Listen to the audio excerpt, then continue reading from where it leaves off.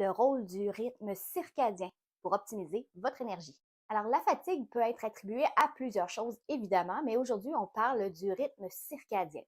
C'est en fait notre horloge interne qui nous dit que c'est le temps de se réveiller puis que c'est le temps de s'endormir. En adoptant des petites stratégies, des petites astuces tout au long de notre journée, on peut faciliter en fait le rythme circadien, donc faciliter notre endormissement ou faciliter notre réveil le matin. Évidemment, le rythme circadien, c'est influencé par plusieurs facteurs, mais un des principaux, c'est la luminosité, la lumière. Il y a des cellules dans nos yeux qui sont vraiment spécialisées juste pour capter en fait puis analyser la lumière. C'est en fait des cellules ganglionnaires photosensibles. C'est elles qui vont détecter la lumière puis envoyer un signal à notre cerveau qui lui va venir réguler en fait notre cycle veille et sommeil. Ces cellules-là dans nos yeux vont donc aider notre corps à déterminer quand est-ce que c'est le temps d'être réveillé puis quand est-ce que c'est le temps d'être endormi. Je vous présente aujourd'hui 5 astuces qui vont vous aider pour votre rythme circadien. Alors, première astuce, surtout si vous vous sentez très fatigué lors du réveil ou encore si vous avez l'impression d'avoir à cogner des clous ou de faire des siestes pendant la journée. À ce moment-là,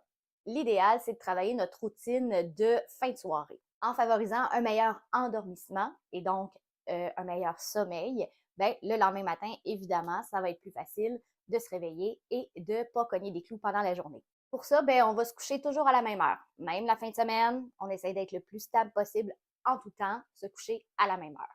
Et on va aussi se lever toujours à la même heure, même si nécessairement on ne s'endort pas tout le temps à la même heure. Si je me dis, ben, pour avoir mon plus ou moins 8 heures de sommeil, il faudrait que je me couche à 10h30 maximum, ben, tu sais, à 10h15, ben, je suis dans mon lit, je fais des petites techniques de relaxation pour favoriser l'endormissement. Et je me lève toujours à la même heure, même la fin de semaine. Et oui, donc si votre cadran la semaine sonne à 6h30, ben la fin de semaine, idéalement, c'est 6h30 aussi. Ça peut jouer un petit peu, évidemment, la fin de semaine, mais il faudrait éviter de passer de 6h30 à 10h le matin, évidemment. Donc, cette constante-là, en fait, elle va aider justement notre horloge interne à s'habituer à un certain rythme. Deuxième astuce pour ceux qui ont des difficultés justement à s'endormir ou encore qui se réveillent souvent pendant la nuit. Ce qu'on suggère dans ces situations-là, en fait, c'est de s'exposer dans la journée et surtout le matin. Pratiquement première chose à faire le matin en se levant, c'est de s'exposer à la lumière du jour, même s'il fait gris dehors. Donc, de faire ça, de regarder juste le ciel, pas le soleil directement évidemment, mais le ciel pendant une 10-15 minutes le matin au réveil, ça aide beaucoup notre cerveau à s'activer.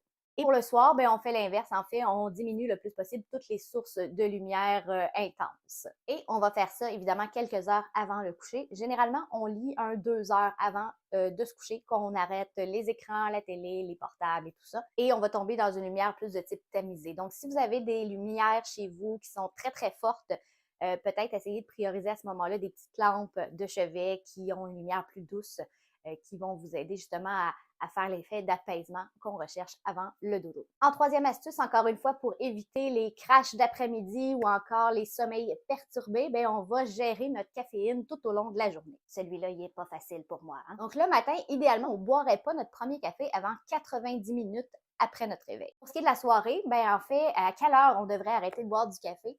Ça va dépendre de votre heure de coucher, en fait. Donc, on dit qu'il faudrait arrêter de boire du café entre 10 et 12 heures avant d'aller se coucher. En fait, pourquoi la caféine, c'est un défi tant que ça au niveau du sommeil? C'est évidemment que ça utilise le même type de récepteur que l'adénosine. L'adénosine qui est en fait l'hormone du sommeil. Donc, comme elle remplace l'hormone du sommeil au niveau des récepteurs, ça nous tient réveillés. Et là, quand la caféine disparaît, l'adénosine n'a pas eu le temps en fait de s'accumuler dans notre corps, ce qui fait qu'on ne s'endort pas tout de suite. Ben, elle va s'accumuler pendant la nuit, un peu trop, et là, le lendemain matin, on va avoir de la misère à se réveiller parce que là, il va en avoir trop dans notre corps. Et là, on va avoir besoin d'un café pour pouvoir se stimuler, qui va prendre la place de l'adénosine. Vous voyez le principe. Où est-ce que je m'en vais? Donc, c'est pour ça qu'il faut faire attention, en fait, à quel moment on prend nos cafés. Quatrième astuce, si vous avez de la difficulté à vous détendre ou un sommeil agité, encore une fois, c'est peut-être lié à les activités que vous choisissez de faire en fin de soirée. Évidemment, on va prioriser des activités de type relaxant. Je pense entre autres à la lecture, évidemment, mais ça peut être une courte marche d'un pas très, très lent en soirée, par une belle soirée début d'été, ça peut être super intéressant. Ça peut être de la méditation aussi. On va donc évidemment éviter tout ce qui est stimulant, comme les jeux vidéo, les séries télé palpitantes qui nous donnent envie de toujours en écouter un de plus, ou encore tout ce qui est téléphone, évidemment, écran portable, pour se concentrer plus sur du relaxant. Les activités excitantes vont avoir évidemment un effet excitant sur notre cerveau et donc allonger le temps d'endormissement. Le sommeil agité aussi, ça peut être parce qu'on a trop de choses dans notre tête.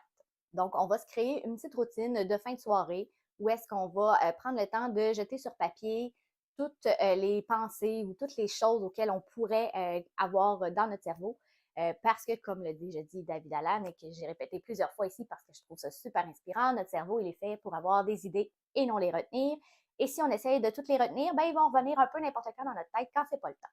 Donc, en les mettant toutes sur papier, peut-être en planifiant notre journée du lendemain, qu'est-ce qu'on souhaite faire demain, en aussi jetant toutes nos préoccupations sur papier, ben ça libère notre cerveau, il se sent plus en confiance et ça va favoriser notre détente à ce moment-là. Et à ça, ben, on peut ajouter différentes activités relaxantes aussi, comme prendre un bain chaud, faire des exercices de respiration, de la méditation, comme je le disais un peu plus tôt. Donc, tout ce qui est plus apaisant, qui va nous permettre de se relaxer. Cinquième astuce, en fait, c'est de considérer notre environnement de sommeil comme un aspect important de la qualité de notre sommeil. Donc, on va, au niveau de notre chambre, avoir un espace qui est frais. Donc, entre 16 et 20 degrés, c'est l'idéal. On va s'assurer que c'est un lieu qui est sombre aussi. Donc, soit avoir des très bons rideaux opactants ou porter un masque pour les yeux. Donc, l'aspect sombre sans lumière est très important. On va tenter aussi de minimiser le plus possible les bruits environnants. Donc, s'il y en a que ça peut aider à avoir un ventilateur ou une machine à bruit blanc, donc quelque chose qui a un bruit stable, pour enterrer les autres bruits, ça peut être une bonne stratégie si vous n'aimez pas le silence ou si vous êtes facilement réveillé par les bruits qui pourraient arriver des fois dans la maison, comme un frigidaire qui part, par exemple. Donc, d'ajuster quelques détails par-ci par-là dans notre routine, soit du soir, soit du matin, va nous permettre en fait d'avoir une meilleure qualité de vie en général, un meilleur sommeil et évidemment une journée plus productive et efficace le lendemain. Pour vous aider à mettre ces stratégies-là en place, je vous invite à regarder la vidéo Atomic Habit ou encore s'organiser pour réussir si ça vous parle.